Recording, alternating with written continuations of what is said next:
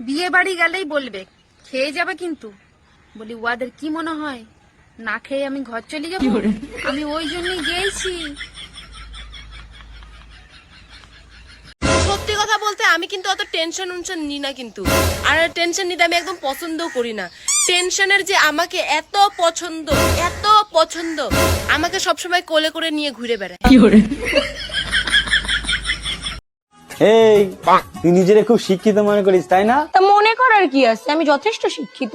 বলতো ক্ষয়কার গুজুর গুজুর মানে কি?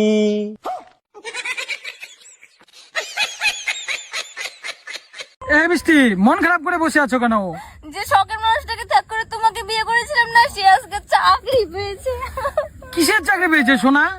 হাই স্কুলের চাকরি, চানাচুর বেচে অনেক ইনকাম হয়। তোর কোন কোন জায়গায় ব্যথা রে বান্ধবী ললিতা। এই তাড়াতাড়ি রেডি হও, বাপের বাড়ি যাবো।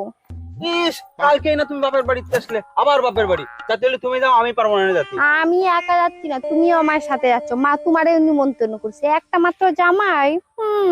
আর শোনো, ওই লুঙ্গি পরে চলে যায় না যেন। আগের বার তো লুঙ্গি পরে সারা পাড়া ঘুরে বেড়াইছে, আমার মান সম্মানটাই গেছে। আর শোনো, যার সময় বড় বড় সাইজের রাজভোগ নিয়ে যাবা, ওই গুলির সাইজ নিয়ে যায় না যেন, আমার কানটাই কাটা যায়। ইস, বড় তো নিলি যেন আমার খাতি দেবে কি কিছু না। আর শোনো, ওই পাশের বাড়ির ঠাকুমা বৌদি ওরা আসবে, হ্যাঁ? ঠাকুমারা আসলে প্রণাম করবা, আর বৌদিরা আসলে একটু হাসিয়ে কথা বললো, মুখটা একেবারে হাড়ির মতন করে রেখে দাও। ইস, তোমার ঠাকুমার আমি নমস্কার করতে যাবানি। তোমার ঠাকুমা যেন আমার লুঙ্গির ভিতর হাত দিতে চায়। আপু, আপনাদের মোটা জায়গাটা একটু দেখাবেন? তার জায়গা দেখাবো। আরে কথা তো শুনবেন। মোটা জায়গা মানে আমি বলতে চাচ্ছি যে আপনাদের টয়লেটটা একটু দেখাবেন। কি সব মনে করে শুধু মারে।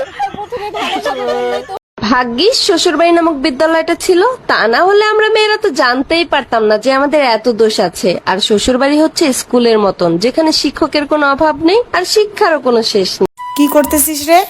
পড়তেছি। কি পড়িস? এই যে তোমার হবু জামাইয়ের মেসেজ।